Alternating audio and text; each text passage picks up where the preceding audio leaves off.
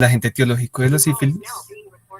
Este Treponema pallidum es una espiroqueta, es una bacteria que tiene la forma que se le dice espiroqueta. Es una bacteria bastante pequeña, tiene más o menos de ancho unos 0.15 micrómetros y de largo unas 10 a 13 micras. Y por ese pequeño tamaño es precisamente que se dificulta mucho la visualización directa bajo microscopía convencional. Entonces, por eso se desarrollaron otras técnicas, como por ejemplo lo es la microscopía de campo oscuro, que es simplemente ponerle un filtro a la luz y pues ya se facilita mucho más la visualización de esta bacteria, pero de todas maneras su observación directa no es que se use mucho para diagnosticar sífilis en realidad.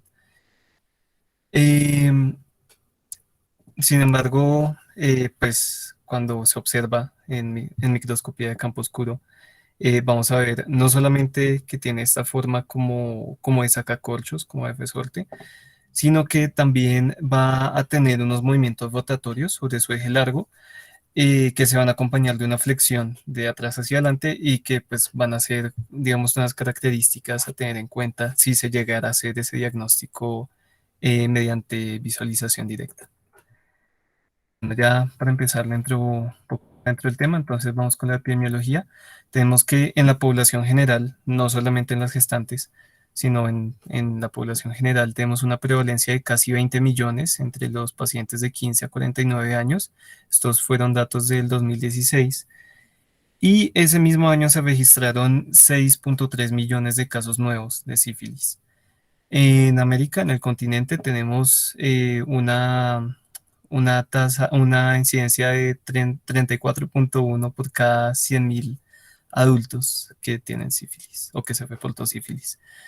Ya en gestantes se reportó una prevalencia de más o menos el 0.69% y la tasa de sífilis neonatal se registra de más o menos 473 por cada 100.000 nacidos vivos. ¿Cómo se transmite la sífilis? ¿Cómo se transmite ese treponema pallidum? Bueno, digamos que el método más importante va a ser la exposición a lesiones, tanto de sífilis primaria como de sífilis secundaria, pero especialmente las lesiones de sífilis primaria, es decir, el chancro, que ya lo vamos a ver más adelante. Eh, este chancro, pues digamos, es más contagioso porque tiene una mayor carga de bacterias, mayor carga de treponemas y tiene una efectividad de contagio del 30% más o menos. En la sífilis secundaria, pues no, estas lesiones no van a ser tan contagiosas cuando entra en contacto con piel intacta, porque por lo mismo tienen menor cantidad de treponemas que el chancro, pero de todas maneras, en general, el contacto con cualquier lesión de sífilis ya, digamos, nos obliga a descartar un posible contagio de sífilis. La transmisión transplacentaria se va a producir porque el treponema cruza la barrera, cruza la placenta. Y esto se va a dar sobre todo cuando la madre se encuentra en estadios tempranos del embarazo, cuando se infecta en estadios tempranos del embarazo, cuando tiene sífilis primaria en la segunda mitad del embarazo y cuando no se trata la infección materna. Y ya el tercer mecanismo es transfusional, pero es extremadamente raro de ver porque el treponema no sobrevive más de 24 o 48 horas en las condiciones de almacenamiento de los bancos de sangre. Entonces, lo más importante es la exposición a lesiones, seguida por la transmisión transplacentaria. ¿Qué manifestaciones clínicas va a tener la sífilis? Entonces, tenemos que en la historia natural de la enfermedad van a haber ciertos estadios que no necesariamente son secuenciales. Puede que suceda uno o que no suceda, o que simplemente el paciente esté asintomático por una gran cantidad de tiempo. Primero, en la sífilis primaria, vamos a tener el chancro, que va a aparecer en el sitio de inoculación del treponema. Este chancro es una úlcera con bordes indurados, un poquito elevados. Va a tener una base limpia, sí, no va a tener secreción purulenta. Puede que tenga un poco de secreción serohemática, pero no es purulenta, o sea, es limpia. Y algo importante es que muchas veces esa lesión es indolora, pero no quiere decir que no haya pacientes que, a quienes sí les duele esa lesión. Entonces no nos podemos fiar de si la lesión es dolorosa o no dolorosa. Luego, usualmente viene la sífilis secundaria, que pues ya se va a caracterizar por varios signos y síntomas posibles. Sobre todo el VASH va a ser, digamos, lo más importante y lo que con mayor frecuencia se ve, seguido de la alopecia, y ya otros menos frecuentes como adenopatía, síntomas constitucionales, hepatitis, sinovitis, osteitis, y una lista bastante amplia. Luego viene, bueno, después de la sífilis secundaria, usualmente los pacientes entran en una fase latente, en donde se va a dividir la sífilis, esa fase latente en dos partes. O latente temprana, que va a ser hasta 12 meses desde la infección. O sea, si una persona se infecta hoy 3 de agosto, entonces, bueno, pasa su sífilis primaria, secundaria. Y luego ya pasa a fase latente temprana hasta los 12 meses, o sea, de hoy en un año. Y ya al día siguiente pasa a latente tardía, que pues ahí ya es a partir de más de 12 meses. La importancia de esta división es que los pacientes con sífilis latente temprana se va a considerar que tuvieron hasta hace poco lesiones potencialmente infectantes. Entonces, cualquier contacto, cualquier persona que haya entrado en contacto con sus lesiones, entonces se va a considerar que muy probablemente se infectó. Entonces, ahí ya sería, pues, decirle al paciente que tiene que contarle a esas personas que tienen que ir a un servicio de salud, a un centro de salud. Y otra división de la sífilis latente es la de duración desconocida, que pues es cuando los pacientes no identifican cuándo se contagiaron, no se acuerdan cuándo tuvieron el chancro o no tuvieron chancro. Entonces, esas sífilis de duración desconocida se van a considerar inmediatamente sífilis latentes tardías. Después viene la sífilis terciaria, que ya aparece varios años después de la enfermedad sin tratamiento, en donde se va a caracterizar por síntomas cardiovasculares o por enfermedad gomatosa, o sea que aparecen gomas en cualquier parte del cuerpo, pero digamos, los más identificables son en la piel. Y hay otra, digamos, categoría particular que es la neurosífilis, que puede aparecer en cualquier momento de la historia natural de la enfermedad. Puede aparecer eh, 3 días después del chancro, puede aparecer en la fase latente, puede aparecer en la secundaria, en cualquier momento puede darse neurosífilis. Esa neurosífilis, pues como su nombre lo dice, va a ser o se va a dar porque el treponema llega al sistema nervioso central y ahí ya va a empezar a afectar las estructuras que están contenidas ahí. Entonces no, lo usual es que genere meningitis, pero también puede dar enfermedad meningovascular, sífilis ocular, otosífilis por la continuidad con el sistema nervioso central, y otras características menos vistas como la paresia generalizada del demente y el tabes dorsalis. Estas son lesiones de la sífilis primaria, como ven, es en un chancro con una base limpia, no tiene secreción purulenta, tiene unos bordes bien definidos, indurados, un poquito elevados. Y aquí igualmente vemos otro chancro en estos genitales femeninos. Las lesiones de la sífilis secundaria, como les decía, hay un rash que puede tener muchísimas presentaciones. Digamos, lo más usual es ver unas máculas en palmas y en plantas de los pies. Digamos, es lo más importante de ver. Esas máculas pueden ser eritematosas, pueden ser color bronce, las describen también, pueden ser descamativas o no descamativas. Pero en general, si ven un paciente con máculas palmoplantares, es importante sospechar sífilis. Lo mismo aquí, también hay unas máculas, ya no son eritematosas, sino que son más bien como un color bronce. Y hay otra distribución que también describen mucho, que es en tronco, como ven aquí en este paciente, y no mismo en este paciente. La alopecia que les mencionaba es una alopecia que denominan como comida por polillas, o sea, con unos parches muy irregulares, como ven aquí. La sífilis terciaria, como les decía, se va a caracterizar o por síntomas cardiovasculares o por enfermedad reumatosa. Los síntomas cardiovasculares van a ser especialmente por una calcificación de la aorta ascendente. Esa calcificación es importante localizarla en la aorta ascendente porque, digamos, la enfermedad aterosclerótica se va a dar sobre todo en la aorta descendente. La calcificación de la aorta ascendente no es tan frecuente. Entonces, si hay calcificación de la aorta ascendente, es más probable que sea sífilis. Y esa misma calcificación va a generar o va a predisponer a que se generen aneurismas de esa misma aorta ascendente, como en este caso, que pues no podemos decir a ciencia cierta que esto es un aneurisma, pero si ven la tráquea de este paciente está desviada a la derecha y posiblemente un aneurisma de la aorta ascendente que esté presente aquí sea la causa de esa desviación de la tráquea.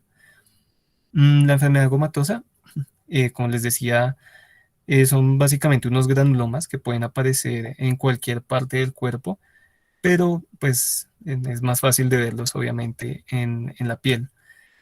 Realmente no tienen una descripción muy específica, como ven, pueden ser un poco diferentes, simplemente son unas lesiones irregulares, poco nodulares, y pues que van a alterar la arquitectura de la piel circundante. ¿Cómo hacemos el diagnóstico y el tamizaje de la sífilis en las gestantes?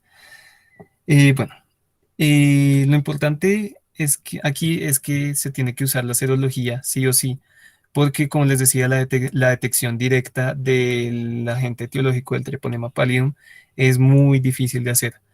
El treponema es un microorganismo fastidioso, eso quiere decir que es muy difícil que crezca en medios de cultivo. No se puede ver tan fácil en la microscopía convencional.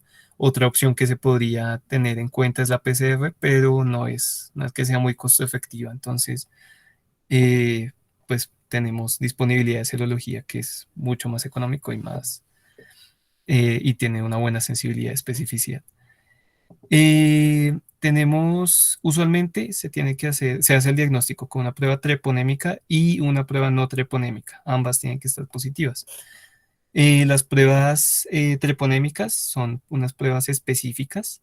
Son, cuando un paciente se infecta de sífilis y se le da tratamiento, aún así, a pesar de que esté tratado, va a seguir con la prueba treponémica positiva toda su vida.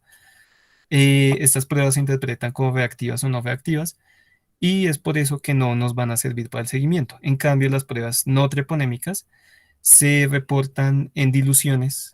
Entonces, como hay un cambio eh, digamos, en la cantidad de anticuerpos, si se da tratamiento, entonces sí nos va a servir para el seguimiento de los pacientes. Bueno, dentro de las pruebas no treponémicas, bueno, se me pasó a decirles, estas pruebas no treponémicas son menos sensibles. Puede haber reacción cruzada con algunos otros anticuerpos o especialmente con autoanticuerpos, sobre todo con anticuerpos antifosfolípido. Dentro de las pruebas no treponémicas tenemos varias. Entre las principales está la FPR y la BRL, que son las más usadas. Y de las treponémicas tenemos también otras, pero digamos que la que más se usa es FTABS. Bueno, como les decía, tenemos anticuerpos treponémicos y anticuerpos no treponémicos. Los anticuerpos treponémicos van a aparecer más o menos unas 2 semanas después de la infección y eh, como ven en esta línea, a pesar de que se dé tratamiento, va a permanecer positivos toda la vida durante toda la vida de esos pacientes.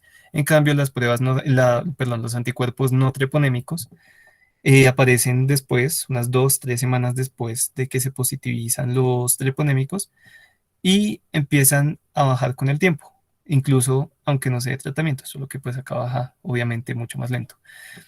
Si se da tratamiento, entonces tenemos dos opciones.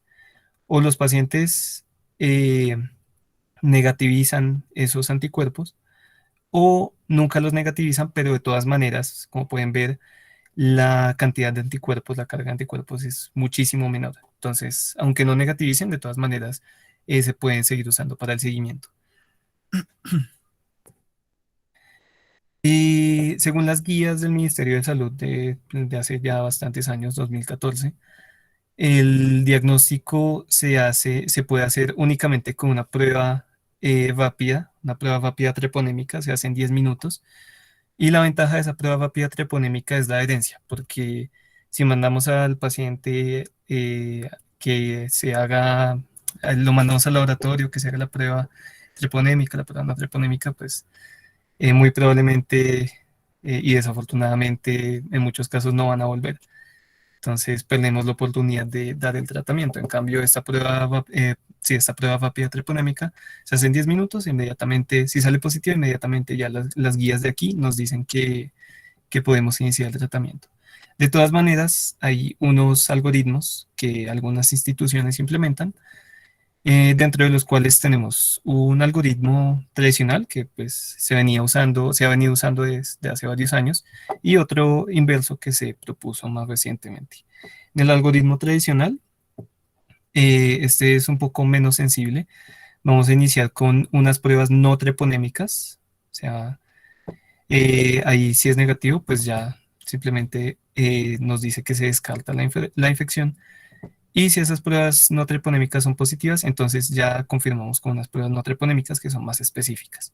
Si son positivas, ya lo más probable es que el paciente está cursando con una infección por sífilis.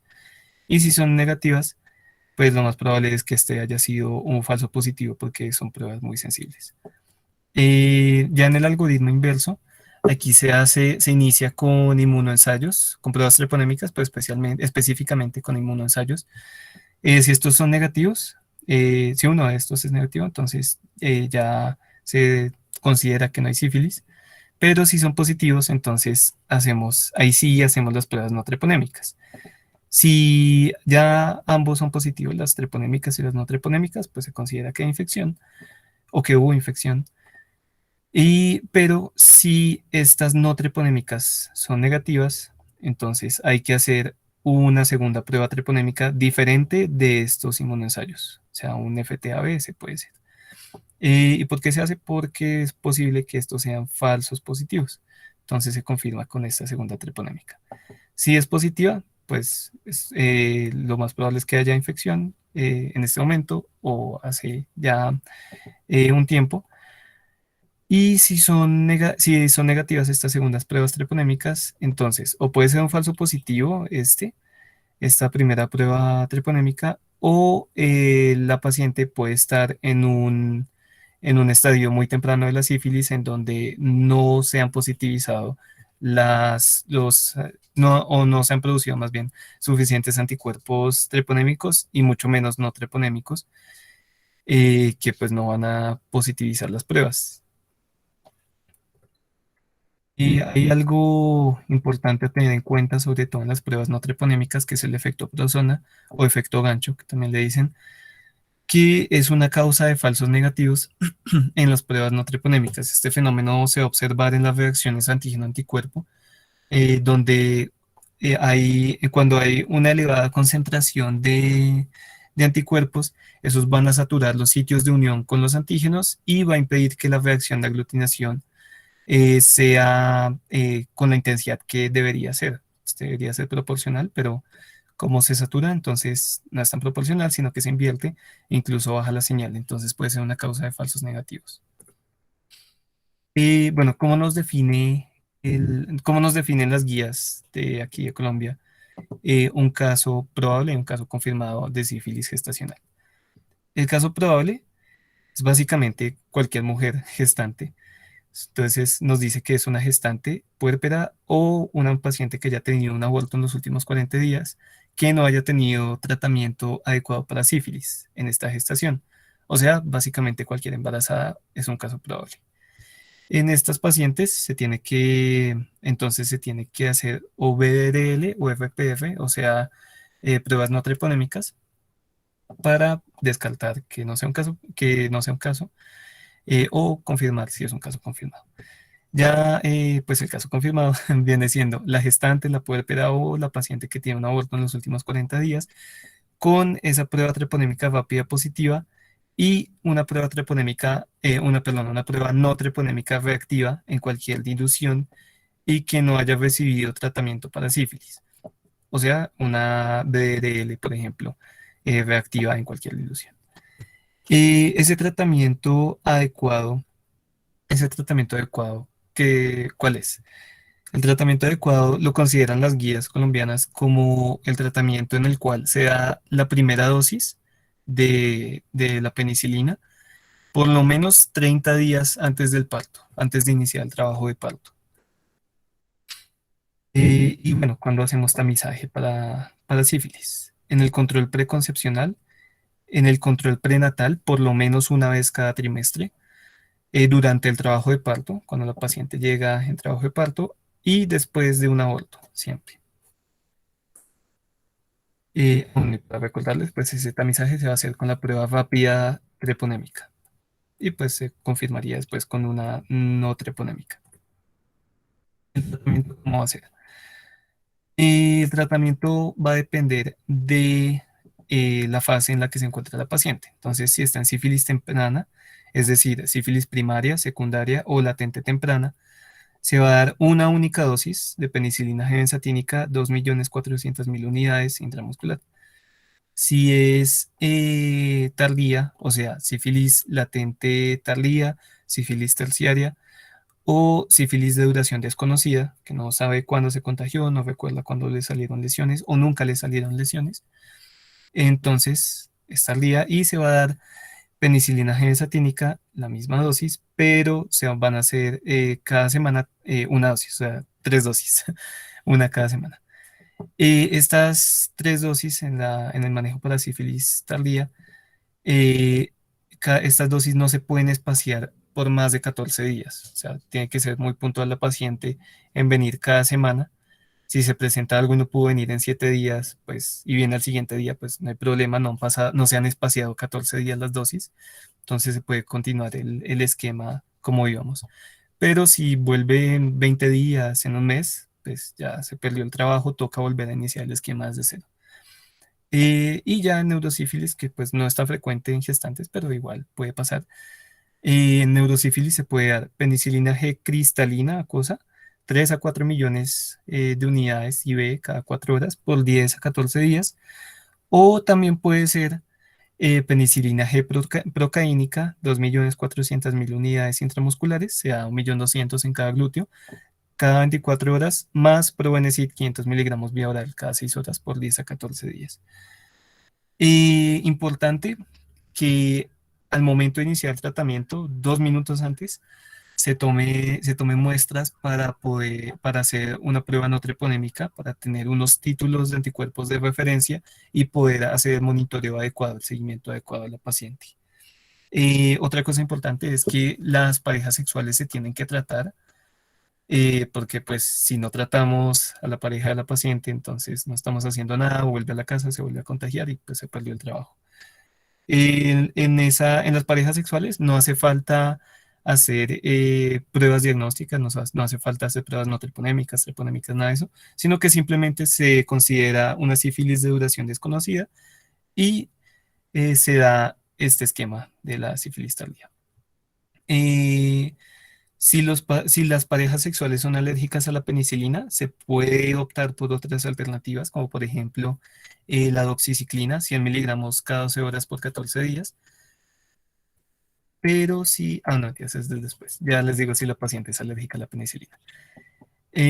Bueno, lo importante del tratamiento es que cuando sea un tratamiento adecuado, va a reducir el 92% de los casos de sífilis congénita, obviamente hijos de madres con sífilis, el 82% de los mortinatos, el 64% de los partos pretérmino y el 80% de la mortalidad neonatal. O sea, a pesar de que no reduce absolutamente todos los posibles eh, desenlaces de una sífilis gestacional, de todas maneras es una proporción muy importante de neonatos que van a nacer prácticamente sanos si tienen solamente sífilis gestacional. Si hay alternativas a la penicilina en las gestantes, en caso de que sean alérgicas o en caso de que de pronto no haya en el sitio donde estamos, no hay absolutamente ninguna alternativa, no se recomienda reemplazar la penicilina. Por ejemplo, las tetraciclinas, serían otra opción en el contexto de una paciente no gestante, están contraindicadas en el embarazo. La ceftriaxona no tiene evidencia, tiene muy poca evidencia en gestantes. Y los macrólidos como eritromicina o citromicina, pues no van a cruzar completamente la barrera fetoplacentaria, entonces no nos va a garantizar un tratamiento adecuado del feto también. Y entonces, ¿qué hacemos si la paciente es alérgica a la penicilina y pues no podemos darle otra cosa que no sea penicilina? Primero, pues es indagar si la paciente realmente es alérgica a la penicilina. No hace falta hacer pruebas de sensibilidad, simplemente con la historia clínica. Y esas reacciones de hipersensibilidad tienen que ser severas. Si no son severas, no hay necesidad de desensibilizar y se puede iniciar el tratamiento de una vez. En cambio, pues si hacen, por ejemplo, anafilaxia, si hicieron, por ejemplo, alguna vez que le hayan aplicado penicilina, si hizo anafilaxia, ahí sí, pues obviamente es importante desensibilizar. Para hacer esta desensibilización, bueno, las guías dicen que debe haber por lo menos un carrito de paro en el sitio y que el médico general lo puede hacer, eh, pero pues digamos en otros contextos con un poco más de recursos, idealmente debería hacerse esa desensibilización en una unidad de cuidado intensivo con la paciente monitorizada y lo tendría que hacer un alergólogo, pero pues digamos que aquí es un poco difícil tener todos esos recursos disponibles, entonces se baja un poco el umbral. ¿Cómo vamos a hacer esa desensibilización? Entonces vamos a tomar una suspensión oral de penicilina B potásica que tiene 250 miligramos en 5 cc y eso se va a dividir en tres soluciones. Esas tres soluciones van a completar un total de 14 dosis que se van a aplicar cada una cada 15 minutos hasta completar 3 horas y 45 minutos en total. Primero vamos a tener una solución que se prepara con un cc de esa penicilina B potásica que tiene 80.000 unidades en ese cc más 79 mililitros de agua. Eh, lo que vamos a hacer entonces con esta solución es administrarle por vía oral a la paciente primero 100 unidades, o sea 0.1 cc, después 200 unidades, o sea 0.2 cc, y vamos avanzando exponencialmente hasta llegar a las 6.4 unidades, perdón, hasta las 6.4 cc, que vendrían siendo 6.400 unidades. Después se hace otra solución con 2 cc de la misma penicilina B potásica, que esta vez va a tener 160.000 unidades, porque como en cada cc hay 80.000, si se juntan 2 cc son 160.000 y se mezclan con 14 cc de agua. Aquí inicialmente pues se le van a dar 1.2 mililitros, o sea 12.000 unidades, después 2.4, o sea 24.000 unidades, y finalmente 4.8 cc, o sea 48.000 unidades. Y ya para la tercera solución, entonces usamos directamente una suspensión sin diluir, no hace falta diluirla, en donde un cc va a contener 80.000 unidades. Primero vamos a dar un cc, después 2 cc, después 4 y después 8, hasta completar en total 1.296.700 unidades. Y ya una vez desensibilizada la paciente con este esquema un poco largo, ya se puede iniciar inmediatamente el tratamiento con penicilina para sífilis.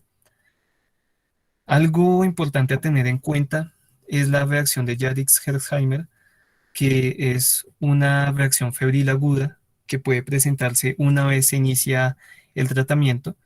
Esta reacción puede presentar fiebre, cefalea, rash, hipotensión, es un poco inespecífica. Se va a producir porque cuando las espiroquetas se mueren por el inicio de la terapia, van a liberar grandes cantidades de lipopolisacáridos que van a aumentar los niveles circulantes de citoquinas. Entonces nos generan estos efectos.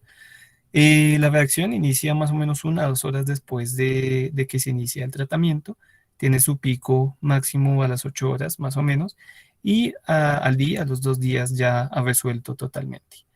El problema de esto no es tanto que pues, la paciente se sienta un poco mal, sino que puede desencadenar contracciones uterinas, por lo tanto un parto pretérmino, o también puede generar un estado fetal no tranquilizador en la monitoría fetal. Entonces, ¿qué se va a hacer?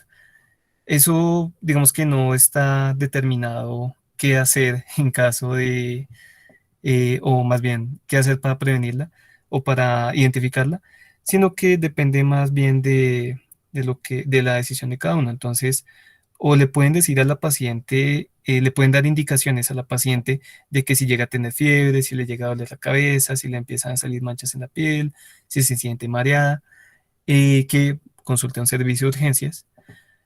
O también pueden, si se sienten más tranquilos, pueden dejar a la paciente en observación un día, unas 8 horas, y si no presenta pues ningún síntoma, entonces ya tranquilamente la pueden dejar ir para la casa. Bueno, seguimiento para sífilis, ¿cómo se va a hacer? El seguimiento, como les mencionaba, se va a hacer con pruebas no treponémicas. Recuerden que les dije que en el tratamiento, al momento de iniciar el tratamiento, se tiene que tomar una prueba no treponémica para tener unos títulos de anticuerpos de referencia. Puede ser BDRL, RPR, y se va a hacer ¿cuándo? Se va a hacer cada trimestre en los controles prenatales. Se va a hacer durante el trabajo de parto, después de un aborto, si llega a haber, y también al mes, a los 3, a los 6, a los 12 y a los 24 meses después de iniciar el tratamiento. Esto aplica para toda la población, o sea, sean gestantes, sean no gestantes, sean mujeres, sean hombres. Este seguimiento, estos esquema de meses, sí, sí, sí aplica para toda la población. Y, ¿y qué se considera? Pues digamos que hubo una terapia adecuada. Además de que, pues, de la otra definición que les había dado de que se diera la primera dosis por lo menos 30 días antes del trabajo de parto.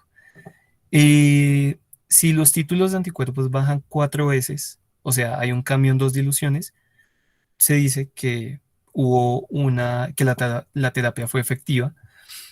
Eh, pero, bueno, acá hay unos ejemplos. O sea, si tenía uno en 16 y pasa a uno en 4, bajaron 4 veces, 16 en 4, 16 dividido en 4, 4, bajó 4 veces. O cambian dos diluciones, uno en 16, la siguiente dilución era uno en 8, la siguiente es uno en 4. Entonces, ahí hubo un cambio, bajó 4 veces, que es lo mismo que decir que cambian dos diluciones.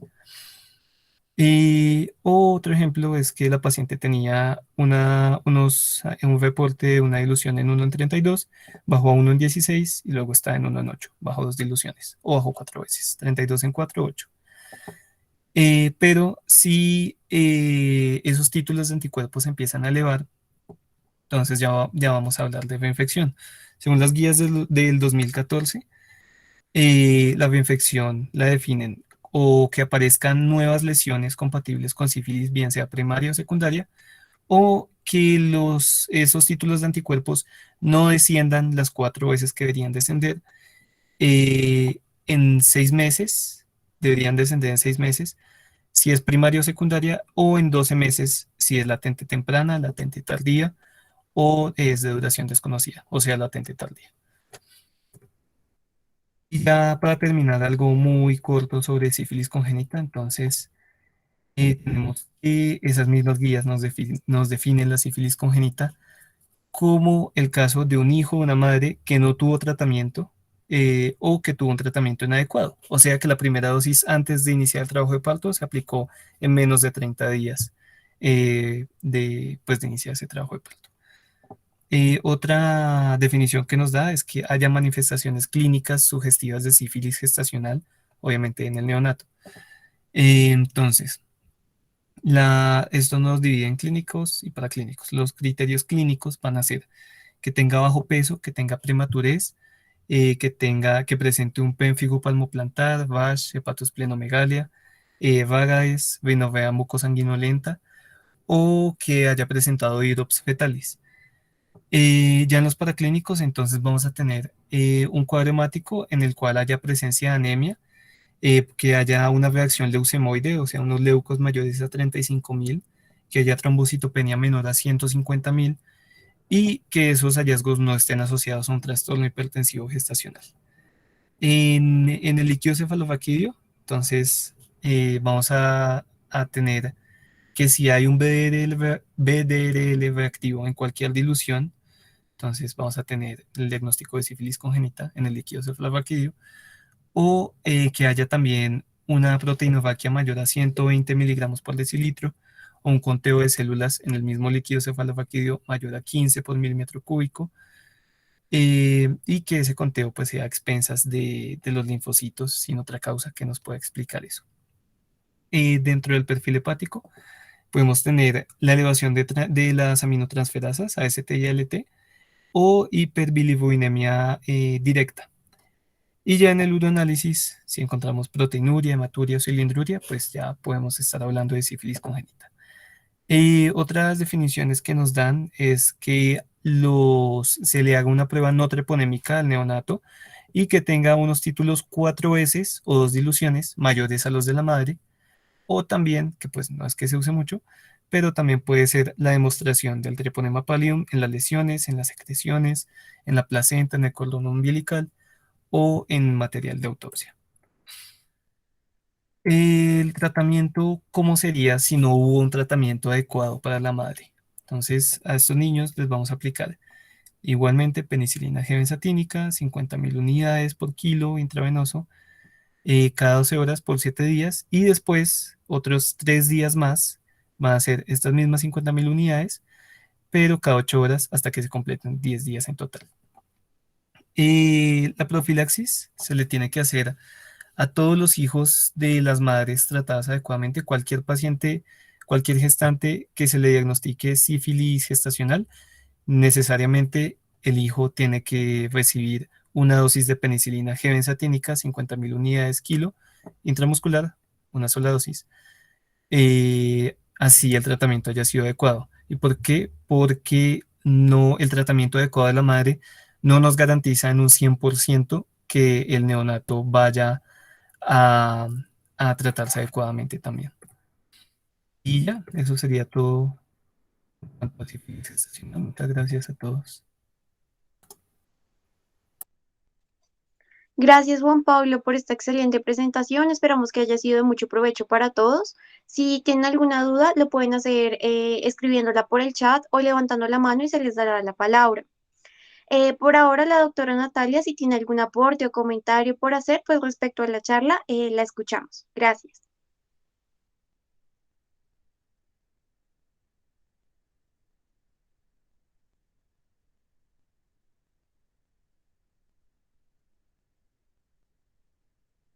Acá. Hola, buenas noches para todos. Me presento, soy Natalia Archila, ginecobstetra. Bueno, ya al inicio de la charla me habían presentado. Este es un tema de interés en salud pública.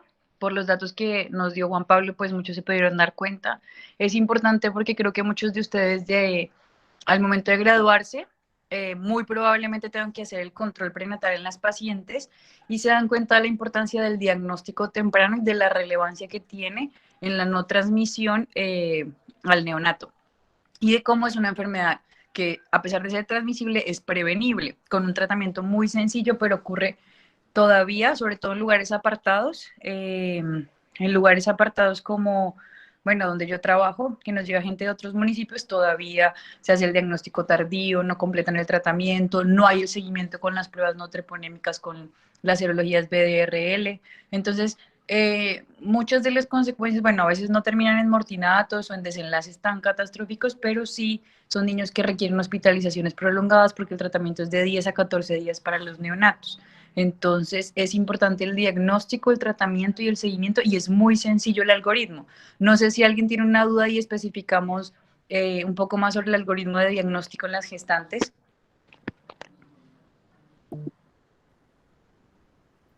Doctora, por ahora la única pregunta que nos ha llegado es si, pues que si podríamos explicar el tratamiento en neonatos. Ah, ya tenemos otra también.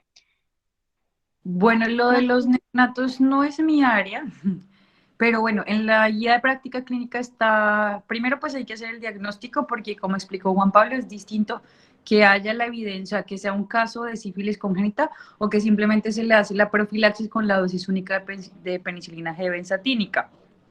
La dosis, no, bueno, ahí especifica la dosis, Juan Pablo, que pues como les digo, eso no es de mi área, pero ahí está unidades por kilo y va a completar 10 días, o sea, eso ya es con penicilina, pero va a llevar 10 días de hospitalización, monitorización y seguimiento de todo, porque acuérdense que dentro de las cosas está alteraciones hepáticas en el neonato, bueno, ahí especifican en la guía exactamente el manejo. Igual, ya saben, manejo penicilina. Si paciente es alérgica, hay que sensibilizar a la paciente, preferiblemente en un segundo o en un tercer nivel, porque la paciente lleva monitorización por si hace una reacción anafiláctica mayor. ¿Qué otra cosa hay? ¿Qué otra duda hay? Bueno, tenemos otras 3 dudas. Bueno, la primera es de acuerdo a lo expuesto, solo deben recibir manejo las maternas 30 días antes del parto. Eh, Entiendo que la pregunta, bueno, acuérdense que si usted le hace diagnóstico a una persona no embarazada, hombre, mujer, aquí tiene que llevar tratamiento, ¿no? Que generalmente es difícil evaluar la etapa en la que se encuentra, porque si ustedes, no sé si Juan Pablo le especificó, la lesión de sífilis, que es el chancro, tiene una característica que es indolora. Entonces, muchas veces no podemos, porque a partir de la lesión es que usted determina si es primaria, secundaria, latente, tardía o temprana. Entonces, va a ser difícil diagnosticar, pero bueno, el manejo es el mismo. En la embarazada, no es que tenga que ser 30 días antes. Lo ideal, acuérdense que es cuando a ustedes les llega en el primer trimestre la paciente, o sea, tengo un tiempo de amenorrea, estoy embarazada, las primeras pruebas que ustedes hacen en el control prenatal son las rápidas para VIH, sífilis y hepatitis B. ¿Listo? Eso lo tienen que tener claro. Prueba rápida, estamos hablando de tema de sífilis. Prueba rápida de sífilis, que esa es treponémica, prueba rápida positiva, ustedes deben arrancar el manejo aún sin tener la no treponémica. Le indican la no treponémica porque, como explicó bien Juan Pablo, esa es con la que ustedes van a hacer seguimiento de si puede haber un caso de reinfección o si queda bien tratada o si necesita más dosis la paciente, ¿listo? O un caso de reinfección. Se debe tratar a la pareja y esta es una enfermedad de notificación obligatoria, ¿sí? Por el impacto que tiene epidemiológico y porque además dentro de los objetivos de la OPS y de la OMS es la disminución de la transmisión vertical de enfermedades prevenibles, transmisibles prevenibles. Entonces, es notificación obligatoria, o sea que ustedes deben notificar en su IPS, llenar su ficha epidemiológica porque es un caso de notificación obligatoria, es una enfermedad de notificación obligatoria. ¿Listo? Listo, doctora. Tenemos también otra pregunta que dice, ¿toda materna que desconozca su inicio de contacto infeccioso se le debe dar manejo de las 3 dosis? Sí, se ponen las 3 dosis, pero si ustedes se dan cuenta, dentro del caso de la anterior pregunta creo que no contesté todo. Entonces, no importan las semanas que usted diagnostique, lo ideal es en el primer trimestre diagnosticar y poner la penicilina, listo, para que les quede claro. Pero si la paciente arrancó controles prenatales con 20 semanas, usted hizo la prueba rápida, sale positiva, usted arranca manejo, ¿sí? Lo que pasa es que si da dentro de los 30 días cerca al parto, pues el niño va a queda como un caso no tratado, entonces él queda como una sífilis congénita y va a llevar el tratamiento completo. ¿Listo? Ahí no llevaría la profilaxis, sino duraría los 10 días hospitalizado con la penicilina. ¿Listo? Eso de la primera pregunta. De la otra pregunta, ¿me la puedes repetir, Natalia? Qué pena. Sí, claro, doctora. ¿Toda materna que desconozca su inicio de contacto infeccioso se le debe dar manejo de las 3 dosis? Sí, lo ideal son las 3 dosis, pero dentro de la guía de práctica clínica dicen que al menos tenga una dosis de penicilina, ¿sí? Y que puedas corroborar con las pruebas no treponémicas, o sea, con la serología BDLL o PRP, que haya disminución en la serología, ¿listo? O sea, disminución en las diluciones, disculpe. Entonces, pero sí, el tratamiento adecuado son las 3 dosis semanales de penicilina benzatínica, ¿listo? Listo, doctora. También nos preguntan, ¿el control después del tratamiento debe ser al mes? Al mes, a los 3 meses, ahí está como lo pone en el esquema, que eso es para cualquier paciente, ¿no? Embarazada o no embarazada, cualquier paciente con diagnóstico de sífilis, ese es el seguimiento serológico, acuérdense, no olviden porque es que es muy común ese error, que llega la paciente, ya sabemos que tiene sífilis o antecedente de sífilis, digamos, un ejemplo, en su primer embarazo tuvo sífilis, llegó en su segundo embarazo a los 2 años, vuelven y le piden prueba treponémica. No, hay que pedirle, ahí en ese caso usted no le va a pedir prueba treponémica, sino una prueba no treponémica. ¿Sí? Que le tiene que dar o diluciones muy bajitas, una dilución en 2 diluciones y le hace seguimiento a la paciente, ¿listo? O dependiendo del tiempo, esa ya tiene que estar no reactiva, pero seguramente la prueba treponémica le va a dar positiva. Entonces, pues hay que interrogar a las pacientes y saber los antecedentes, ¿listo? Ese es un ejemplo. Entonces, esto sería. Listo, doctora. La siguiente pregunta que tenemos es, ¿cuál es el intervalo para administrar las dosis sucesivas de penicilina para desensibilizar? El intervalo, ahí estaba en el esquema. No solamente se hace vía oral, sino también se puede hacer endovenoso, con cristalina, con penicilina cristalina. Esta es una opción de un esquema de sensibilización oral, pero también hay un endovenoso. La única recomendación es que se va a hacer en un segundo o tercer nivel porque la paciente puede hacer un choque anafiláctico, pero pues es progresivo. Si se dan cuenta es algo progresivo. Entonces ahí está el tiempo, pues igual eso no es algo que ustedes se tengan que saber de memoria. ¿Listo? Lo importante siempre en cualquier cosa, lo importante es diagnóstico, manejo y las opciones. Bueno. Listo, doctora. Y la última pregunta que tenemos es si se debe notificar al Civigila, así solo tenga la prueba treponémica positiva. Se notifica. Sí, señores, se notifica. No olviden que eso lo deben notificar porque además se les vuelve un lío a ustedes en el rural o cuando ya estén de médicos generales haciendo consulta, cuando sean hospitalarios donde haya atención de maternas o bueno, de no maternas, sí se notifica.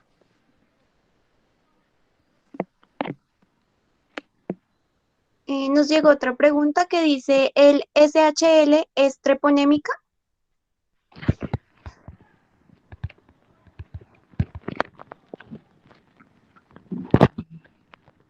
Natalia. Doy.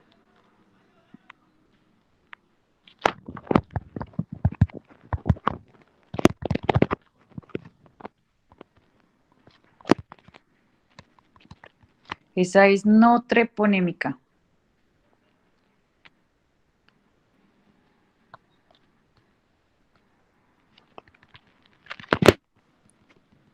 Listo, doctora. Muchísimas gracias. También agradecemos a todos los asistentes, a nuestro expositor Juan Pablo y a usted, doctora, por su tiempo. A continuación les dejaremos en el chat el link de asistencia para que lo llenen. Tienen 20 minutos para llenarlo. Y pues nuevamente muchas gracias a Juan Pablo y a la doctora. Bueno, feliz noche. Espero les haya aportado en algo. A usted, doctora, muchas gracias.